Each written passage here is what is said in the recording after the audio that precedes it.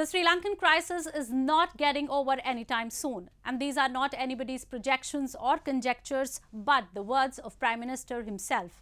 Yes, Ranil Wickremesinghe has appealed to his countrymen to brace themselves for even tougher challenges in times to come.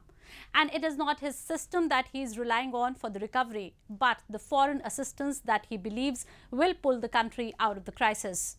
Meanwhile, the doctors too have threatened to join in the protests if the government failed in procuring sufficient medicine stocks amidst a crippled health system.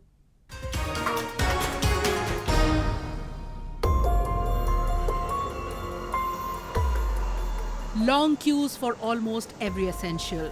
Outrage against the government and the establishment's repeated expressions of helplessness. This is the fundamental story of island nation Sri Lanka in the past few weeks. People cutting across every sector, including those working for the government, have hit the streets demanding imprisonment of former Prime Minister and current President Gotabaya Rajapaksa's elder brother Mahinda Rajapaksa. They have also been demanding the resignation of the current cabinet, saying the government has failed miserably at handling any form of crisis. And while the government has denied giving in to the increasing public pressure, the newly appointed Prime Minister Ranil Wickremesinghe has further dampened people's morale, saying even more troubling times were yet to surface.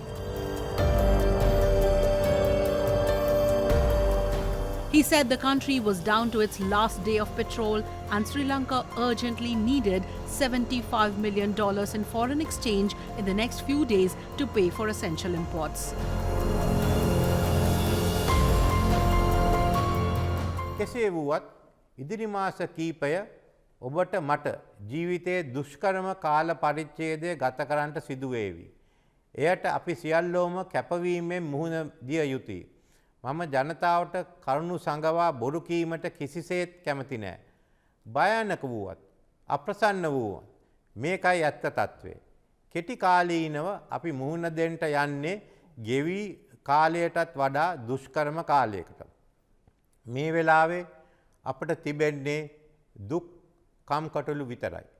ඒත් මේ తත්වය කෙටි කාලීනයි. ඉදිරි මාස කීපෙදී අපේ මිත්‍ර රටවල උපකාරය සහ සහයෝගය අපට ලැබෙවි. ඔවුන් මේ වන විටත් අපට උදව් කරන්න පොරොන්දු වෙලා තියෙනවා.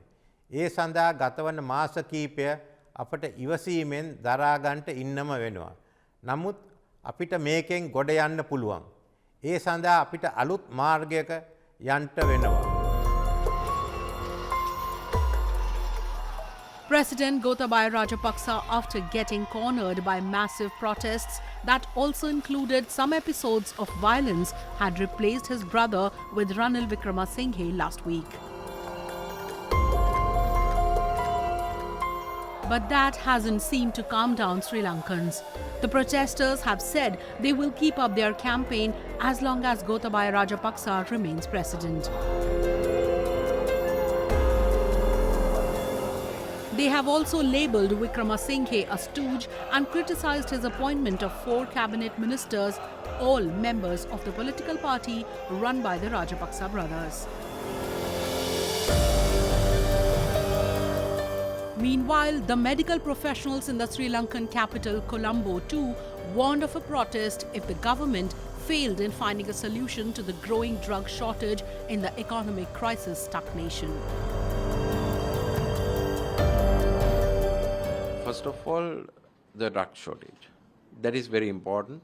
We need drugs. We need to function our ICUs. We need to function our HDUs.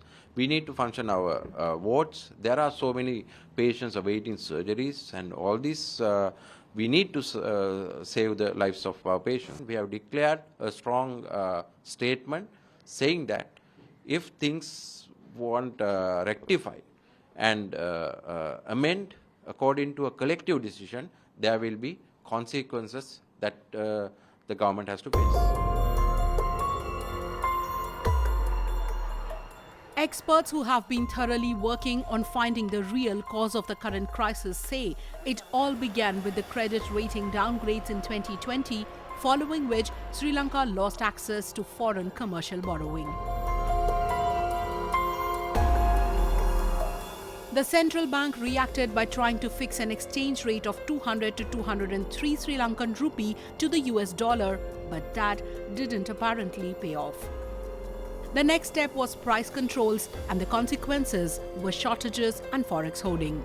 Meanwhile, the talks with the IMF that are scheduled to last May 24 have turned out fruitful so far, as the international body has assured substantial assistance to Sri Lanka. The question, however, is whether the IMF assistance will be enough, whether the supplies coming from India and other countries are going to save Sri Lanka. And last but the most important is Sri Lanka ever coming out of the crisis it has plunged into? Or it is set to face economic doom in the coming days?